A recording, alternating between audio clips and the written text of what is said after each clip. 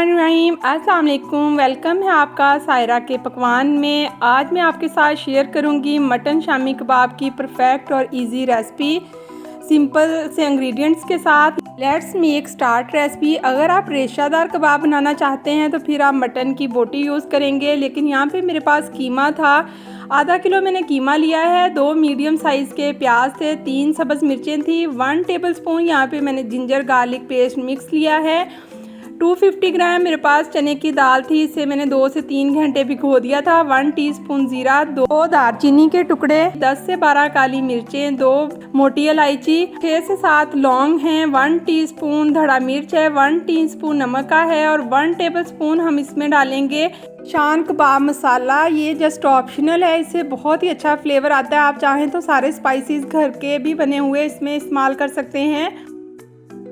बहुत ही इजी और authentic recipe है। मोर वीडियोस के लिए मेरे चैनल सायरा फूड पैलेस को भी सब्सक्राइब कर सकते हैं, उसका लिंक मैं डिस्क्रिप्शन बॉक्स में दे दूंगी।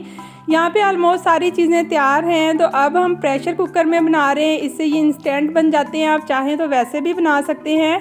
प्रेशर कुकर में हम कीमा जो है इसको अच्छी तरह धो के डाल देंगे और बाकी सारे इंग्रेडिएंट्स भी साथ ही डाल देंगे, जितने स्पाइसेस मैंने बताए हैं वो भी। और आधा किलो कीमे के लिए मैंने 2 ग्लास पानी के इसमें शामिल किए हैं। मैंने यहाँ पे बॉयल वाटर यूज़ किया है, उससे थोड़ा कुकिंग प्रोसेस जल्दी होता है, तो आप नॉर्मल पानी भी इस्तेमाल कर सकते हैं। प्रेशर कुकर को हम बंद करेंगे और इसे 15 से 20 मिनट के लिए हम कुक कर लेंगे। यहाँ पे आप कीमा देख सकते हैं बहुत अच्छे से गल गया है। अगर इसमें एक्स्ट्रा पानी हो तो आप आग को तेज़ करके पानी को खुश्क कर सकते हैं। ये में जितने भी खड़े मसाले हैं उनको हम निकाल लेंगे, क्योंकि उनका फ्लेवर बहुत अच्छी तरह से इसमें आ चुका है। और कीमे को आप कूंडी डंडे में या फिर चॉपर में भी पीस सकते हैं। कीमे को पीस लेने के बाद इसमें 1-2 इंग्रेडिएंट्स और ऐड करेंगे ताकि इसका जो फ्लेवर है वो और इन्हेंस हो जाए। यहाँ पे 1 टीस्पून मैंने कुटा हुआ अदरक जो है ये शामिल किया है, थोड़ा सा धनिया और साथ ही 1 टीस्पून मैंने धनिया पाउडर शामिल किया था।